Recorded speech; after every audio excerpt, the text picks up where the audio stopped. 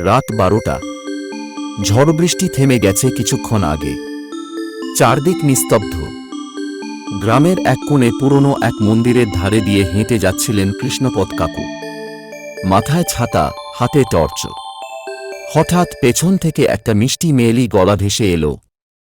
কাকু, একটু শুনবেন?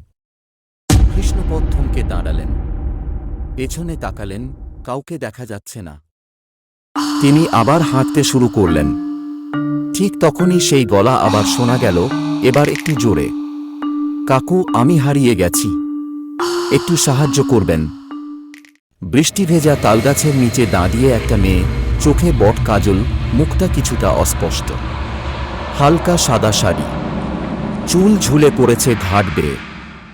কৃষ্ণপদ একটু এগিয়ে গেলেন, কিন্তু হঠাৎ তার টর্চটা নিভে গেল। চারপাশে নেমে এলো ঘন অন্ধকার। তখনই মেয়েটার গলা পাল্টে গেল। সেটা আর কোনো দুঃখী কণ্ঠস্বর নয়, বরং হাড় হিম করে দেওয়া গর্জন। তুমি আমাকে চিনতে পারলে না, কাকু? পরদিন সকালে গ্রামের মানুষেরা মন্দিরের ধারে কৃষ্ণপদ কাকুর ছাতা আর টর্চটা পড়ে থাকতে দেখল। কিন্তু কাকুর কোনো খোঁজ পাওয়া গেল না। মন্দিরের পেছনে তালগাছের নিচে কাদা মাটিতে শুধু এক জোড়া পদচিহ্ন দেখা যাচ্ছিল, পেছন দিকে হেঁটে যাওয়া।